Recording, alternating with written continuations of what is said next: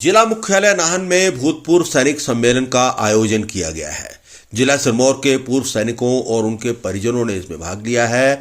इस दौरान पूर्व सैनिकों की समस्याओं और मांगों को लेकर विस्तार से चर्चा की गई। कार्यक्रम में सैनिक कल्याण विभाग हिमाचल प्रदेश के निदेशक ब्रिगेडियर मदनशील शर्मा बतौर मुख्य अतिथि शामिल हुए। सैनिक कल्याण विभाग हिमाचल प्रदेश के निदेशक ने इस अवसर पर बताया कि कार्यक्रम में पूर्व सैनिकों और उनकी विधवाओं के लिए चलाई जा रही विभिन्न योजनाओं के बारे में उन्हें जानकारी दी गई है और सैनिक और शहीद हो चुके सैनिकों के परिजनों, विधवा महिलाओं को आ रही समस्याओं को लेकर चर्चा की गई है। उन्होंने कहा कि सैनिकों की समस्याओं का समाधान करने के लिए हर संभव प्रयास किया जाएगा। मकसद है कि मैं अपने भूतपूर्व सैनिकों से वो बातचीत करूं, उनके जो इश्यूज हैं उनके बारे में जानकारी प्राप्त करूं और हम क्या इश्यूज को कैसे एड्रेस कर सकते हैं, उनके साथ वार्तालाप करूं उनके बारे में। हमारे देखिए, हर एक जिले में हमारे डिप्टी डायरेक्टर्स हैं और जो भी उनके साथ स्टाफ है।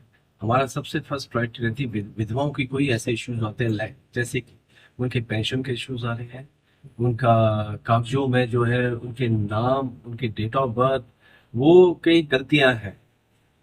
पहले जो फौज में थे, अपने हमारे जवान अपने वाइफ की उम्र लगवा देते थे, वैसे लगवा देते थे, और जब उनके आधार कार्ड बने हैं तो उसमें उम्र कुछ और मिलती है, तो वो कागजात मिलते नहीं है। तो उनका हमारा बहुत जरूरी है कि हम उन चीज़ों को ठीक करें, और उसके लिए हमारे जो डिप्टी डायरेक्टर्स हैं और स्टाफ है, उनको बताया गया है कि हर एक विधवा के ऐसे इश्यू जो आ रहे हैं उनको एड्रेस करके यहाँ से उनकी एप्लीकेशन जाती है।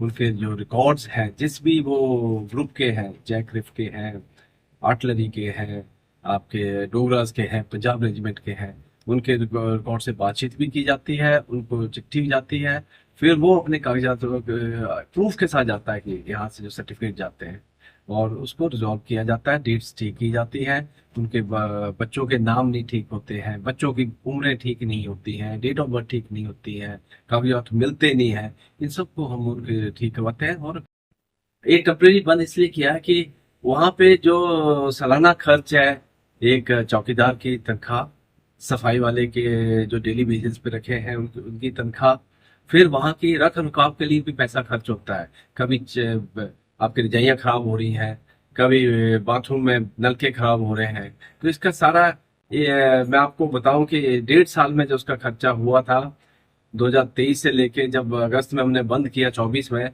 तो कोई 5 लाख के करीब था सारा खर्चा सब मिला के, बिजली पानी का। तो और इनकम, टोटल इनकम हुई हमारी 4 लाख। तो 1 लाख कहाँ से दिया जाएगा, कहाँ से पैसा पूरा किया जाएगा?